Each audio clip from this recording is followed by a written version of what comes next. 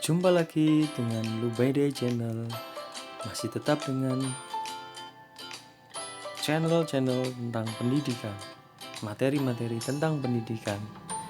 Sebelum saya sampaikan materi tentang ketahanan pangan, industri, dan energi, jangan lupa subscribe, like, komen, serta share Lubaide Channel.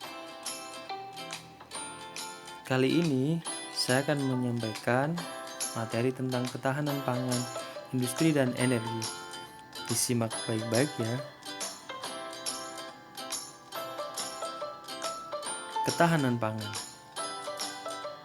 Menurut Undang-Undang Nomor 18 Tahun 2012, ketahanan pangan adalah kondisi terpenuhinya pangan bagi negara sampai dengan perseorangan yang tercermin dari tersedianya pangan yang cukup baik jumlah maupun mutunya, aman, beragam, bergizi, merata, dan terjangkau, serta tidak bertentangan dengan agama, keyakinan, dan budaya masyarakat untuk dapat hidup sehat, aktif, dan produktif secara berkelanjutan. Ketahanan pangan dipengaruhi kondisi ekonomi, sosial, budaya, dan religi, serta kondisi fisik. Bahan industri. Dalam Undang-Undang Republik Indonesia Nomor 3 Tahun 2014 tentang perindustrian, bahwa yang disebut industri adalah seluruh bentuk kegiatan ekonomi yang mengolah bahan baku dan atau sumber daya industri sehingga menghasilkan barang yang mempunyai nilai tambah atau manfaat lebih tinggi, termasuk jasa industri. Artinya, industri atau bahan industri atau yang disebut industri adalah melakukan proses pengolahan dari bahan baku menjadi barang setengah jadi dan menjadi barang jadi. Energi baru dan terbarukan. Yang disebut energi baru adalah jenis-jenis energi yang pada saat ini belum dipergunakan secara massal oleh manusia dan masih dalam tahap pengembangan. Energi terbarukan, yang disebut energi terbarukan adalah semua bentuk energi yang berpotensi untuk menggantikan energi konvensional serta menghindari kerusakan lingkungan. Seperti gambar di samping, untuk contoh energi baru ada baling-baling raksasa yang dipakai sebagai tenaga listrik dari angin. Gambar yang kedua, ada panel-panel listrik. Itu merupakan contoh dari energi terbarukan. Panel-panel surya maksud saya. Potensi pertanian Indonesia untuk ketahanan pangan. Ada beberapa keragaman, yakni berkaitan dengan keanekaragaman hayati dan agroekosistem. Yang jelas, potensi pertanian di Indonesia untuk ketahanan pangan tidak lepas dari lahan pertanian, baik itu lahan sawah maupun lahan bukan sawah. Potensi dan sebaran perkebunan Indonesia untuk ketahanan pangan. Dalam Undang-Undang RI Nomor 39 Tahun 2014 tentang perkebunan, bahwa yang disebut perkebunan adalah segala kegiatan pengelolaan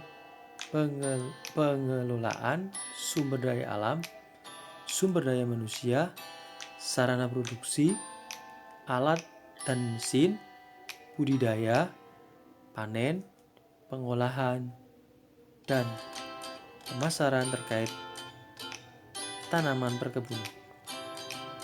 Untuk jenis usaha perkebunan, di situ ada usaha budidaya tanaman perkebunan, usaha industri, pengolahan hasil perkebunan. Berdasarkan jenis tanaman, itu ada dua, tanaman musim, ada disebut juga tanaman berumur pendek, serta tanaman tahunan. Berdasarkan pengelolaannya, ada perkebunan besar dan perkebunan rakyat. Untuk sebaran pertanian dan perkebunan Indonesia, untuk ketahanan pangan, bisa disimak peta persebaran hasil bumi Indonesia. Kebanyakan sebaran pertanian dan perkebunan di Indonesia untuk ketahanan pangan rata-rata ada di Pulau Sumatera, Jawa, Kalimantan, Maluku.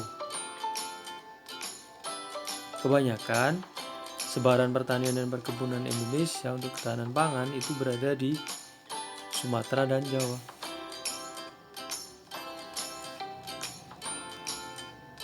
Potensi dan sebaran perikanan Indonesia untuk ketahanan pangan. Kalau dilihat peta potensi perikanan budidaya Indonesia, ada 3 jenis di situ. Untuk warna biru, potensi lahan budidaya air tawar. Untuk warna kuning, potensi lahan budidaya air payau, dan warna merah, potensi lahan budidaya laut. Untuk potensi lahan budidaya air tawar kebanyakan di Pulau Jawa, tersebar di Sumatera dan Kalimantan, serta Sulawesi. Untuk potensi lahan budidaya air payau, kebanyakan di Pulau Jawa, tersebar juga di Sumatera, Kalimantan, Sulawesi, dan Maluku. Untuk potensi lahan budidaya laut, tersebar di kebanyakan Pulau Jawa, Sumatera, Kalimantan, dan sebagian kecil di Sulawesi. Serta ada sedikit di Maluku dan Papua. Untuk budidaya lahan laut, kebanyakan di Pulau Sumatera, sebagian Jawa, Kalimantan,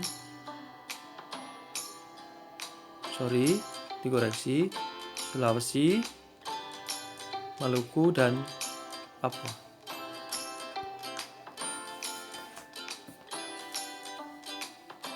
WPNRI, Wilayah Pengelolaan Perikanan Negara Republik Indonesia. Tertuang 11 poin. WPPNRI 571 meliputi perairan Selat Malaka dan Laut Andaman. WPPNRI 572 meliputi perairan Samudra Hindia sebelah barat Sumatera dan Selat Sunda. WPPNRI 572 meliputi perairan Samudra Hindia sebelah selatan Jawa hingga sebelah selatan Nusa Tenggara, Laut Sawu, dan Laut Timur bagian barat. WPPNRI 711 meliputi perairan Selat Kalimantan, Laut Natuna, dan Laut Tiongkok Selatan. WPPNRI 712 meliputi perairan Laut Jawa. WPPNRI 713 meliputi perairan Selat Makassar, Teluk Bone, Laut Flores, dan Laut Bali. WPPNRI 714 meliputi perairan Teluk Tolo dan Laut Banda. WPPNRI 715 meliputi perairan Teluk Tomini, Laut Maluku, Laut Halmahera, Laut Seram, dan Teluk Berau. WPPNRI 716 meliputi perairan Laut Sulawesi dan sebelah utara Pulau Halmahera. WPPNRI 717 meliputi perairan Teluk Cendrawasih dan Samudra Pasifik.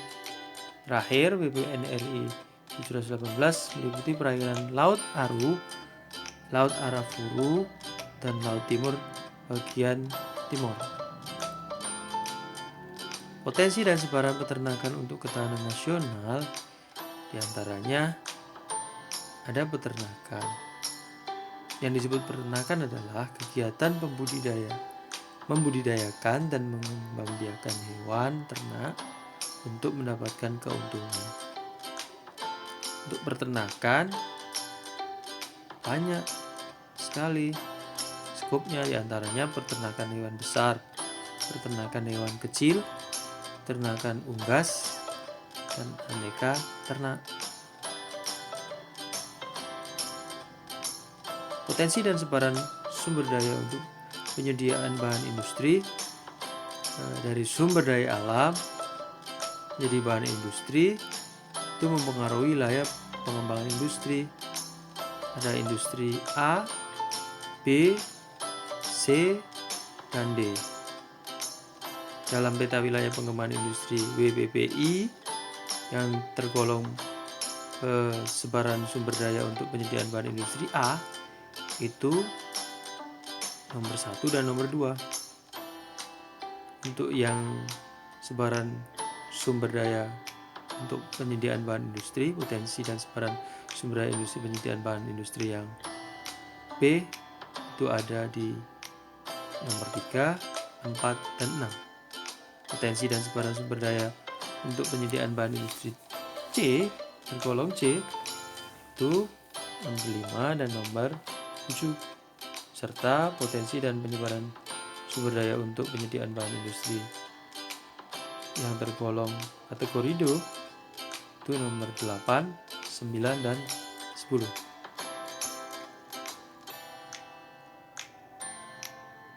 Potensi sumber daya untuk penyediaan energi baru dan terbarukan. Yang pertama, panas bumi, energi air, biomasa, energi matahari, energi angin atau hybrid, energi laut, yakni energi gelombang laut, energi pasang laut, energi panas laut. Batu bara tercairkan, batu bata tergaskan, gas metana batu bara, nuklir, serta hidrogen. Panas bumi. Peta potensi lokasi panas bumi di Indonesia tersebar di beberapa titik.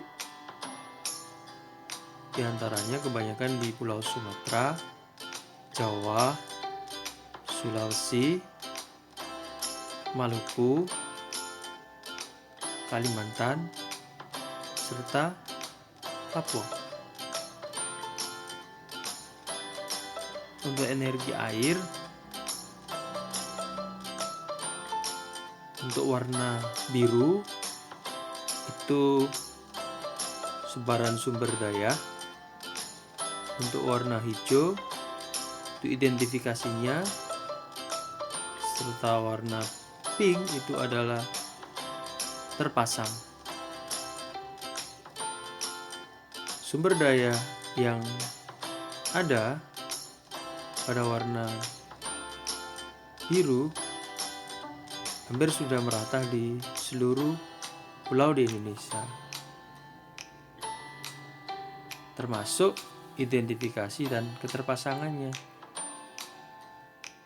Yang paling tinggi untuk sumber daya energi air itu ada di Pulau Kalimantan, Sumatera, Jawa, Sulawesi, Papua, sama Maluku. Identifikasi yang paling tinggi ada di Kalimantan, Sumatera, Papua, dan Sulawesi. Untuk keterpasangan, identifikasinya yang paling banyak di Pulau Jawa. Untuk kapasitas terpasang tahun 2013 dari pembangkit listrik tenaga air di Indonesia baru sekitar 5.165,6 megawatt.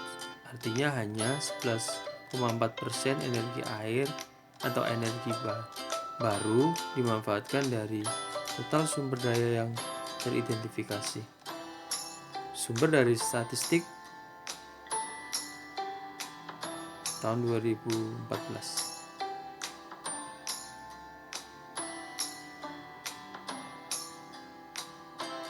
Energi surya. Pada peta potensi energi surya di Indonesia, kebanyakan di Pulau Sumatera, Kalimantan, Sulawesi, dan Papua. Energi angin. Peta potensi energi angin di Indonesia untuk warna hijau kebanyakan di Pulau Jawa, yakni potensi energi angin dengan kecepatan kurang lebih besar 6 mm per dt. Untuk yang merah kebanyakan di Pulau Jawa juga, Kalimantan, tersebar di Kalimantan, Sulawesi, dan pulau-pulau kecil di Indonesia. Potensi energi angin dengan kecepatan lebih kurang 4 m per dt sampai 6 m per dt.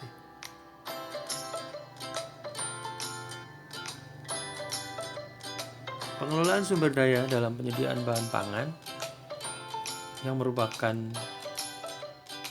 pengelolaan sumber daya dalam penyediaan bahan pangan atau bisa disebut dengan ketahanan pangan bisa diwujudkan oleh pemerintah pusat, pemerintah provinsi, pemerintah kabupaten atau kota, pemerintahan desa, dan masyarakat, yakni dengan cara intensifikasi pertanian,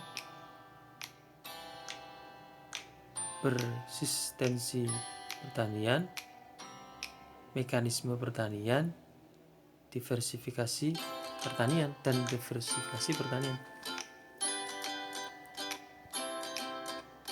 Pengelolaan sumber daya dalam penyediaan bahan industri. Perusahaan industri dan perusahaan kawasan industri wajib memanfaatkan sumber daya alam secara efisien, ramah lingkungan, dan berkelanjutan.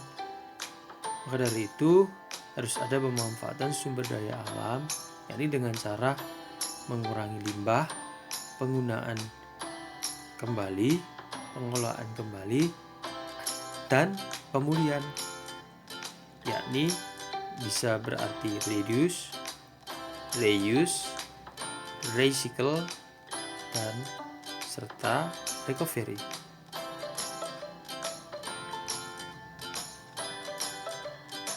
Pengelolaan energi baru terbarukan dalam Peraturan Pemerintah RI Nomor 79 Tahun 2014 tentang Kebijakan Energi Nasional. Pengelolaan energi adalah penyelenggaraan kegiatan penyediaan, pengusahaan, dan pemanfaatan energi serta penyediaan cadangan strategis dan konservasi sumber daya energi. Maka untuk dari itu dilakukan dengan kebijakan. Antaranya untuk kebijakan utamanya, yang pertama, ketersediaan energi untuk kebutuhan nasional, prioritas pengembangan energi, pemanfaatan sumber daya energi nasional, serta cadangan energi nasional yang meliputi cadangan strategis, cadangan penyangga energi, dan cadangan operasional. Untuk kebijakan pendukungnya, yang pertama, konservasi energi, konservasi sumber daya energi, dan diversifikasi energi. Yang kedua, lingkungan hidup dan keselamatan. Yang ketiga, harga subsidi dan insentif tinggi. Keempat, infrastruktur dan akses untuk masyarakat terhadap energi dan industri energi. Serta yang kelima, kelembagaan dan pendanaan. Terima kasih. Sekian materi dari Lu by Day Channel. Jangan lupa subscribe, like, komen, serta share. Terima kasih. Dadah.